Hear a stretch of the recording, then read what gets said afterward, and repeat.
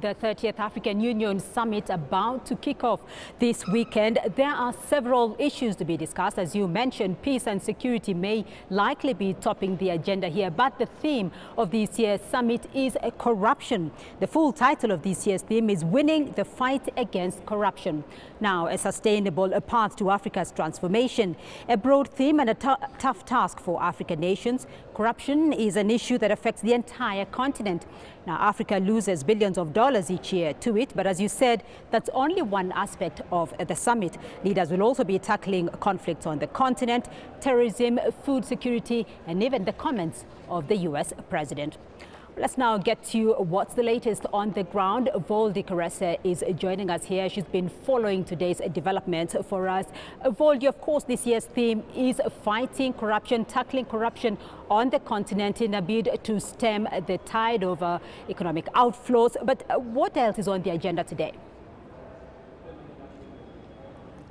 Well, Beatrice, you'll know that there are a number of meetings that are taking place ahead of the assembly of the heads of state and government that will take place tomorrow. You'll know that the African Union chairperson, Musa Faki Mohammed, met with the United Nations Secretary General Antonio Guterres this morning. They signed an implementation framework to eradicate poverty. That is, of course, a priority. That is one of the African Union's priority. But then we also have the NEPAD Heads of State Summit due to take place later this afternoon. Now, the new Partnership for Africa's Development is the AU's primary mechanism to coordinate the impact of development on the continent. Aside from that, there's also the high-level forum on ending hunger by 2025. Ethiopia's prime minister is due to be the champion of that, while Kenya's Uhuru Kenyatta will be delivering the report back on the Africa peer review mechanism,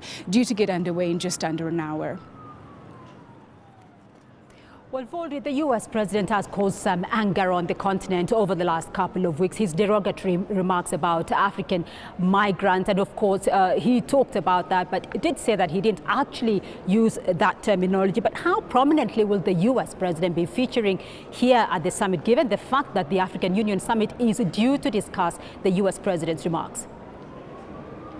Absolutely, Beatrice. You'll know that a few days after President Trump made those comments, the AU chairperson condemned them. He called them shocking, and it's expected that he'll make a declaration when the summit officially gets underway on Sunday. But I think aside from that, there will also be further discussions when the 55 heads of state meet here about the US's policy on Africa. So it is expected that the US and its policies towards the continent will be a massive talking point at the summit when it officially gets underway. Like I said, a declaration is expected against President Trump's comments. And I doubt that him meeting President Paul Kagame on the sidelines of the World Economic Forum on Friday would have managed to settle any of those ruffled feathers.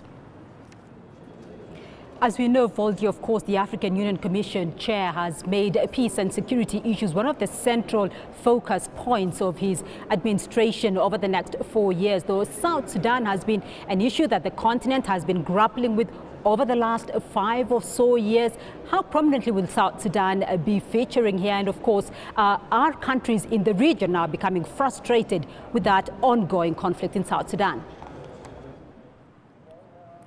Beatrice, the frustration isn't just limited to the region. You'll know that the years of conflict has displaced more than 4 million people. And since 2015, there have been numerous attempts to get the warring parties to sit down and talk. There have been several ceasefires signed, the last one just last month. And these are usually broken within just 24 hours. And now the African Union itself is investigating who exactly breached the latest ceasefire agreement. But beyond that, they're also investigating reports of use of child soldiers and rape by government soldiers. IGAD, the regional community, has also said there have been serious human rights violations. And beyond the region, the United States has expressed frustration with the conflict in South Sudan. It has slapped sanctions on the foreign minister and other region, and it called the country an unfit partner. So certainly the international community is also expressing frustration with South Sudan and its government.